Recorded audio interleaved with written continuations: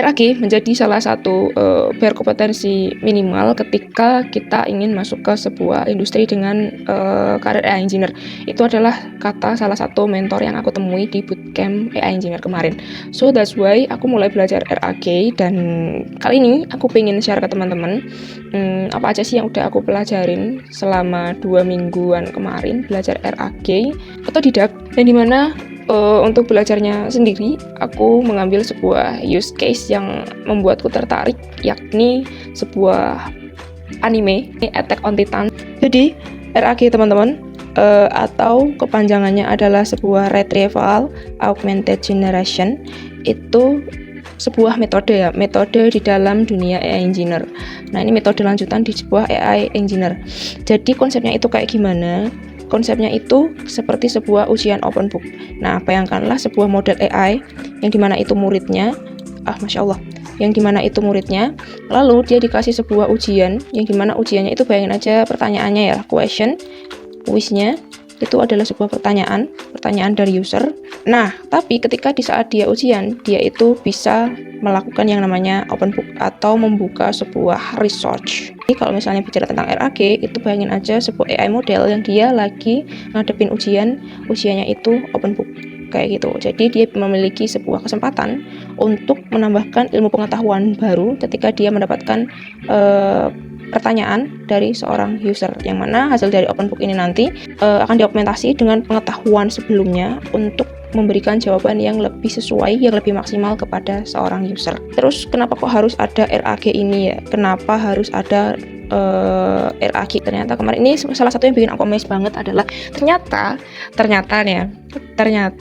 model AI yang selama ini kita gunain tuh, entah itu model AI punyanya ChatGPT, model AI punyanya Google kayak Gemini ataupun Cloud atau Quinn dan lain sebagainya, itu bersifat statis guys, bukan dinamis.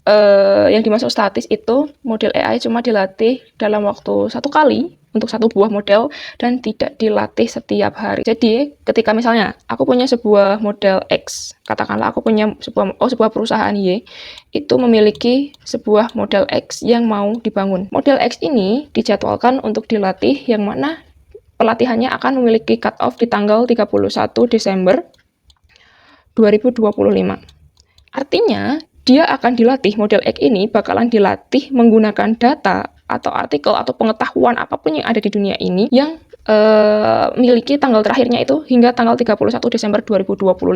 Nah, data atau pengetahuan setelah tanggal 31 Desember tahun 2025 itu si model X ini tidak tahu sama sekali. Jadi dia buta terhadap pengetahuan dari tanggal 31 Desember dari tanggal katakanlah 1 Januari 2026 hingga masa kini. Pertanyaannya adalah, so gimana kalau misalnya sekarang kita ada di tanggal 11 Agustus tahun 2026, kita ingin bertanya sesuatu yang lagi trendy pada tanggal 10 Agustus tahun 2026. Nah, itu kan model AI-nya karena dia statis, dia nggak tahu sama sekali. Dia tidak tahu ilmu pengetahuan yang ada di tanggal 10 Agustus tahun 2026 kemarin. Itulah kenapa ada sebuah metode yang namanya RAG ini, guys. Jadi RAG itu diciptakan untuk mengatasi kelemahan sebuah model AI yang statis ini, yang memiliki sebuah cut-off ini, guys.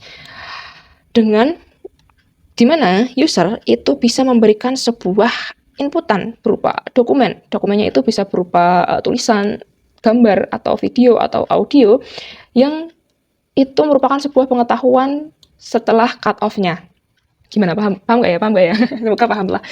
Jadi ketika dia memiliki cut-off di tanggal 31 Desember 2025 dan kita ingin bertanya sesuatu yang dimana data itu tuh adanya di tanggal 10 Agustus tahun 2026, karena AI-nya tidak tahu, kita nambahin pengetahuan ke AI-nya,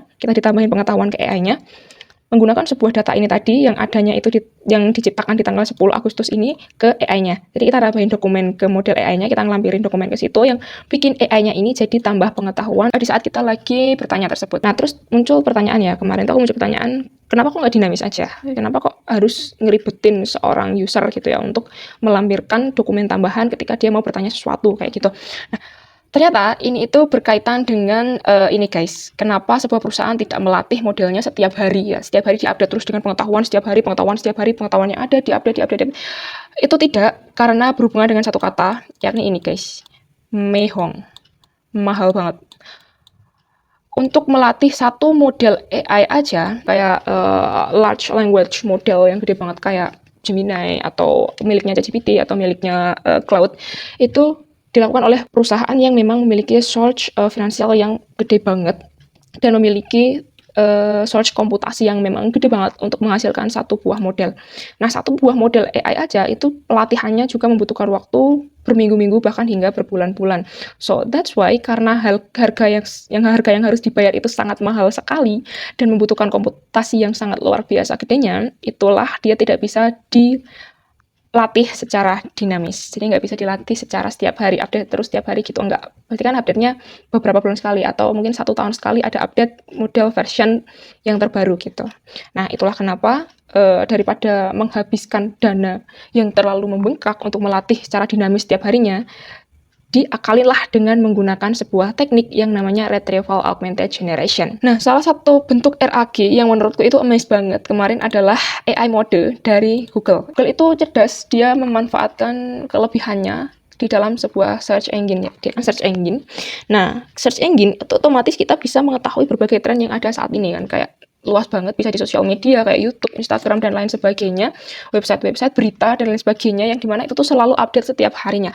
Nah, dengan AI mode ini, sebuah model dari Google yang diciptakan oleh Google, dia akan mendapatkan sebuah supply pengetahuan yang terbaru terus kayak gitu dari semua hal yang ada di internet ini. Contohnya kayak gini guys, misalnya aku bertanya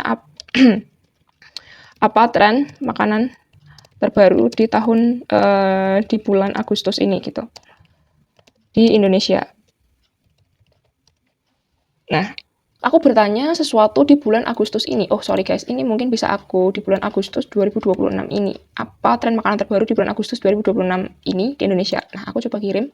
Yang mana itu udah melebihi tanggal cut off-nya. Tetapi, karena dia bisa mendapatkan dokumen-dokumen yang dihasilkan dari habis tanggal cut off ke saat ini, dia bisa ngejawab guys.